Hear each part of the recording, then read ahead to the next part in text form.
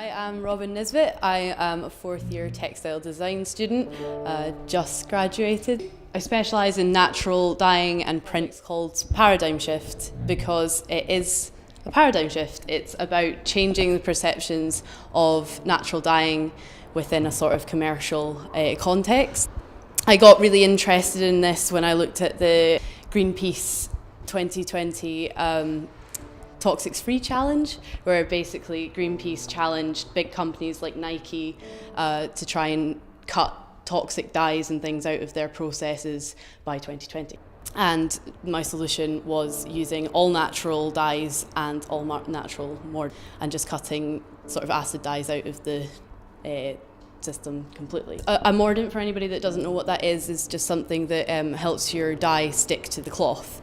A lot of the time it's heavy metals that are used, and in large quantities, like in industry, these can be really damaging for the environment. So I had to look at plant alternatives, and the ones that I came up with were things like my juniper berries, Simplocos leaves, which are a natural source of aluminium, and other things that I experimented with were just like plain salt water. This process is mostly for textiles because that's what I've been researching, but I'm sure, yeah, you could broaden it.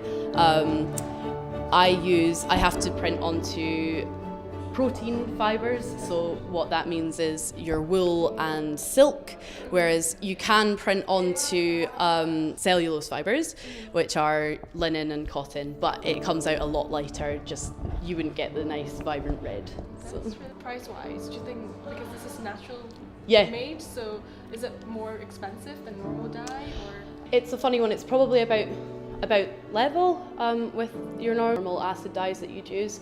The difference with it is you're having to put a lot of time and effort into growing the actual plant. For the actual process bit, I mean, it is really just that it's something we need. It's having a process that is environmentally friendly is something that textiles is needing greatly. So my two biggest influences for this project have been two master's students at Glasgow called Emily May and Hannah Rumsey, and they are two other natural printers in Scotland. It's actually not done very often. We're probably three of the only people who do it. I would say that at this point, my work, I'd say, is not quite up to a commercial standard yet. That's kind of that's where I want to go next. I really want to carry this on. And but Hannah Rumsey and Emily May, because they're that sort of step ahead, I think their work could almost be classed as almost commercial. I like to call it artisanal commercialism because it's always going to be rooted in with the artisan. It's always going to have to be a very hands-on process. So what was your best memory at DJCAD? Overall, that's a tricky one, to be honest. I think opening up my letter and finding out I had a first. Thank you.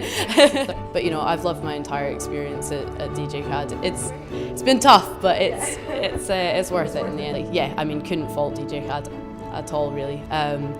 I've been an ambassador for a while and I wouldn't be an ambassador for no reason, so they do an incredible job here. I mean, the facilities and everything are fantastic, the tutorage is amazing. So last question, if you can have one advice for younger students, what would it be? Oh, that's a tough one. Do something that you love, do something that you're really interested in. That's the key thing. As long as you love your work, at the end of the day, it doesn't actually matter what anybody else thinks, as long as you're putting 100% in and you love what you're producing. That's it.